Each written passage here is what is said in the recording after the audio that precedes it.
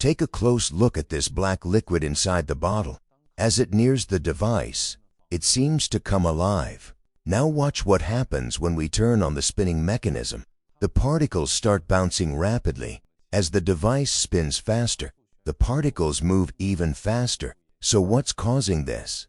Now here's another surprising phenomena. As a magnetic ball drops through a copper pipe, it briefly appears to float inside. What's really going on here? Today, let's break it down step by step. That's the force behind the spinning liquid. It also influenced by the strange power of a special iron alloy. One of the universe's greatest mysteries is electromagnetic force. But first, let's understand magnets. Where does their magnetic strength come from? It's not plugged in. There's no moving part inside. All his secrets, hidden in the atomic world, you can't see. You see, everything in the world is made of atoms. An atom has a positively charged nucleus inside it. It has a bunch of negatively charged electrons going around it. For ease of understanding, you can start by thinking of the electron as going around the sun, rotating planet. Now here's the magic. Each electron, they all have a property called spin. You have to pay attention. That's not to say it really spins around like a top.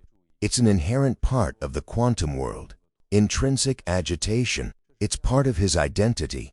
Just like electrons are born with electricity, it's this spin. Make each electron a tiny piece, tiny magnet. They have their own N and S levels. In copper and aluminum, wood, in most substances, the spin directions of countless electrons are messed up. It's like a noisy bazaar. Everyone is facing in all directions. Their little bit of magnetic field canceled each other out, so it doesn't look female at all from the outside. However, among these special materials, Tiguini, the situation is completely different. Due to a peculiar quantum mechanical effect, the cushions in these materials are particularly cohesive. They tend to direct their spin, just like the neighbors. You can imagine when thousands of tiny magnetic needles, when they all point in the same direction, their power will add up, forming a very powerful magnetic force on a microscopic scale. These electrons clump together in the same spin direction to heat the air. They form little microscopic cliques, and we call this magnetic thickening. Inside each word, all electrons are sent to a disciplined array, uniform, of course in a piece of iron that just left the factory. The direction of the small groups themselves, it's a mess. You are only east, and I am only west. The overall effect is still zero. But as soon as you take another magnet, or an energized coil is close to it, it's like an instructor yelling, "Stand at attention." Follow the vast majority of terms, will immediately obey and take their own direction. A line. This is the moment. This ordinary piece of iron becomes a lump, powerful swimming magnet. Okay, we know where the magnet came from. But here's the next question. Between them, invisible attraction and repulsion. What's going on? In physics class, the teacher will tell us that there is a magnetic field around a magnet. Magnetic field lines come out of level N and return to level S. If you sprinkle iron filings around a magnet, you can see these beautiful curves with your own eyes. The powerful one we just described, invisible magnetic field. It's the beginning of our video, directing the black liquid. Behind the scenes of dancing, inside the magnetofluid, filled with countless tiny magnetic particles, they're like 1 billion loyal soldiers, will be strictly aligned in the direction of the magnetic field lines. So let's use the naked eye. You can see the true shape of the magnetic field, but when an episode approaches, the magnetic field lines are connected together, forming a lower energy and more stable state. Nature likes stability, so they just suck together. When peers approach, magnetic induction lines are against each other. Energy goes up. System instability. They push each other away. That's the right explanation, but he only said what it was. Didn't say why. Want to know the root cause? We have to go back to the quantum world, at the cutting edge of physical theory. In quantum electrodynamics, all electromagnetic forces, all through swap particles called virtual photons. It's like a cosmic courier between particles, quickly passing packages that are pushed or pulled. We can make an analogy. Repulsion. It's like two people throwing basketballs at each other on a boat. You come and go. Both were pushed further and further apart. What about attraction? You throw boomerang at them. In order to catch the bid thrown by the other party, the two of them will get closer and closer. Now we come to the heart of the matter. Why only iron? Can these bone nirvana become strong magnets? It comes down to the wave function of the electron and a few underlying rules of the quantum world. The first is called the force exclusion principle. He specifies that two identical electrons cannot be in the same origin orbit. Keep the exact same direction of your choice. The second rule is called the red-hot rule. Electronic gates are very reclusive. In an atomic shell, they would rather live in a separate room first. Also try to avoid pairs. This results in many gardens have unpaired single phones, but single electrons are not enough. The most critical, it's an effect called the exchange interaction.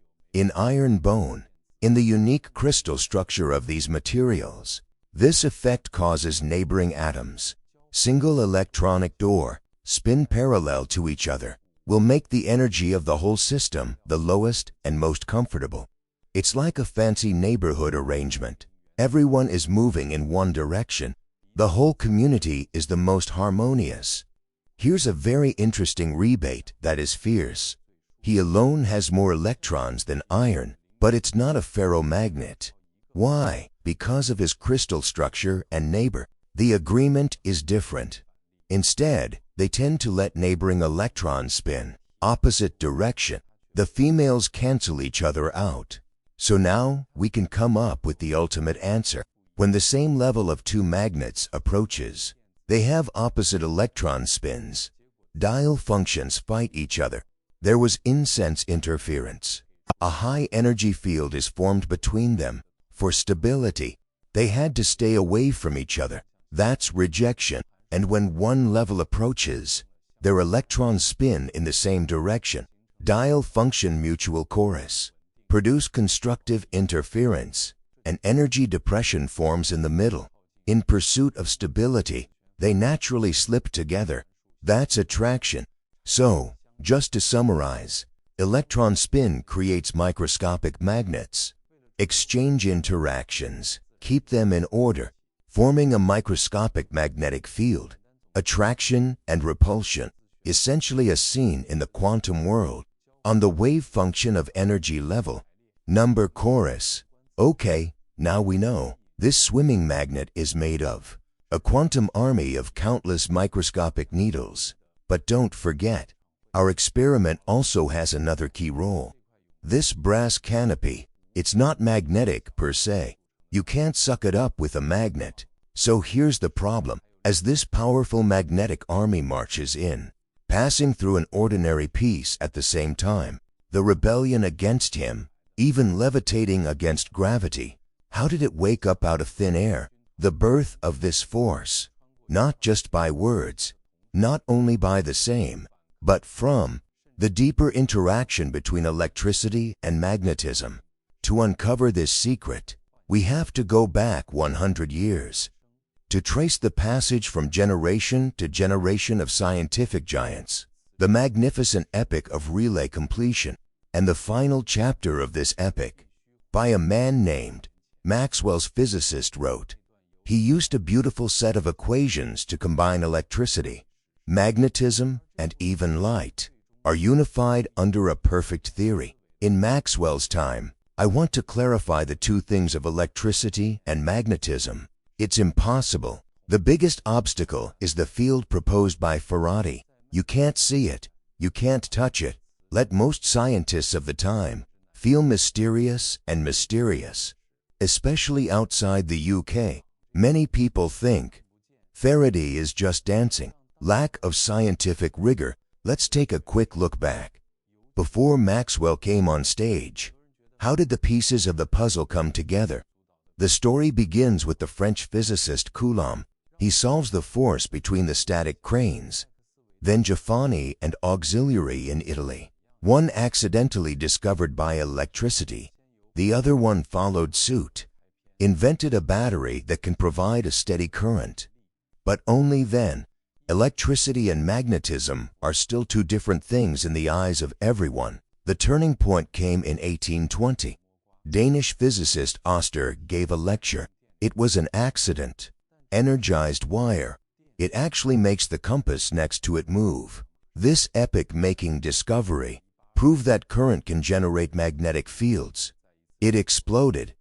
Ampere and others in France quickly followed suit and gave a mathematical description. He is therefore known as the Newton of electricity. But he was like most people at the time. I think it's a super effective, strike through the air like a ghost. However, the British experimental genius Michael Faraday proposed a revolutionary idea. He didn't think there was anything super useful at all. It's electricity in the surrounding space. Open and invisible web. That is, the factory. It's the web that transmits power. It's a pity that Ferrari's math is not very good. Can't put his ideas into a beautiful formula. Therefore, the history of mathematizing this great idea, the burden falls on his followers, especially the Scottish genius James Clerk. The decline of Maxwell. In front of Maxwell at the time, it's a four-piece puzzle. Electrostatic magnetostatics, magnetic effect of current, and what Ferrari discovered himself. The heart of our experiment. Changing magnetic fields can generate electricity. Maxwell wasn't in a hurry. That's called electromagnetic induction. But to understand Ferrari's intuition first, he built a system that looks like it today. Incredible mechanical models. He imagined the entire universe filled with hexagons, and the magnetic field is represented by a rotating Uhellic vortex tube. What about between the vortices, stuffed with tiny ball bearings, to represent Diane? So this model is odd, but it's a masterpiece of genius. He explained everything perfectly. When the magnetic field changes, it's like the rotational speed of the vortex has changed. This will move the ball, so electricity is generated. Conversely, when there is current flowing through, the balls are moving. They spin the vortex next to them. This generates a magnetic field. It's on this fantastic prototype. Maxwell derived his four famous equations. But he didn't stop. He made what seemed to him to be a rather straightforward calculation. A disturbance. What's the propagation speed in this model?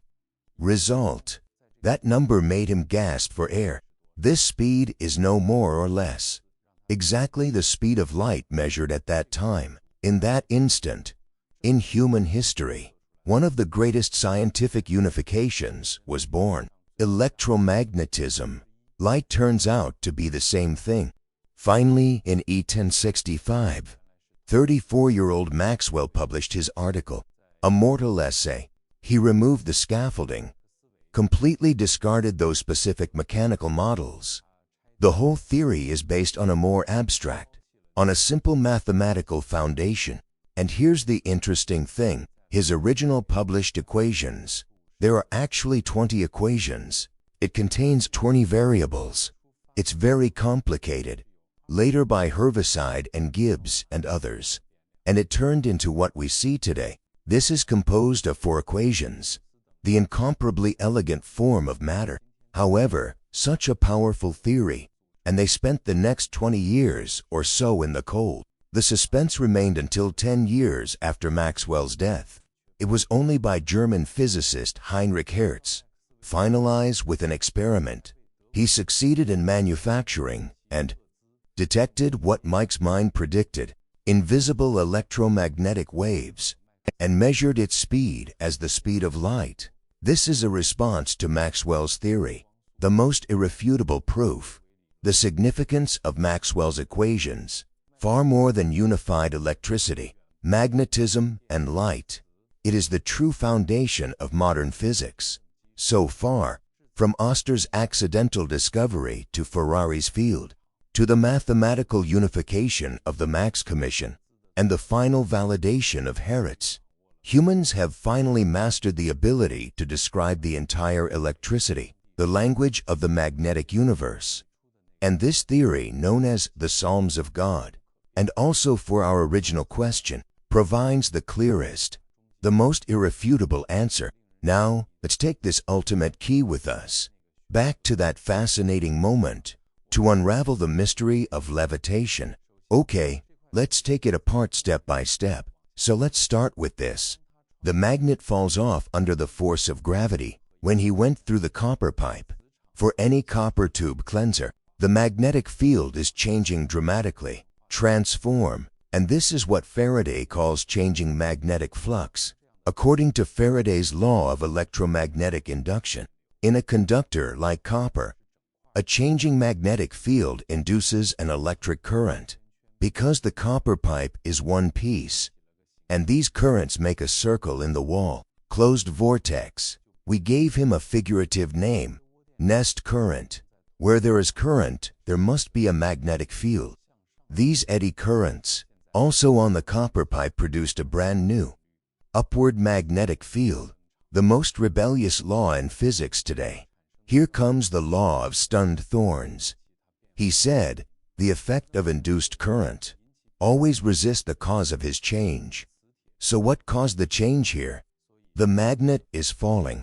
So in order to resist him, the new magnetic field induced by the copper tube, it will use the same name to repel the falling magnet, generates a powerful upward electromagnetic wing force. This wing force is like an invisible air. Electricity partially cancels out gravity. Let the magnet fall very slowly. It's like being suspended in the air for a brief period of time. The seemingly simple snail effect. But it's not just a fun tabletop trick. He was revealed by Maxwell's theory, and by engineers, applies every corner of modern civilization. The induction cooker in your kitchen. The most typical application, he focused the electromagnetic field. A vortex is generated directly at the bottom of the pot. Let the pot heat up by itself. Efficient and safe. On many high-speed trains and roller coasters, equipped with electromagnetic brakes. This is literally a scaled-up version of our experiment. It slows down by creating powerful snail resistance. Quiet and smooth, and never wears out. From a simple desktop experiment, to a scientific epic that spans a century, to the forces that drive modern civilization, the boundaries of science are never set in stone. The iron arm is but a piece waiting, the curtain that we push again and again, every time we ask why, every time we try. Perhaps they are all working to uncover the next curtain, accumulating strength.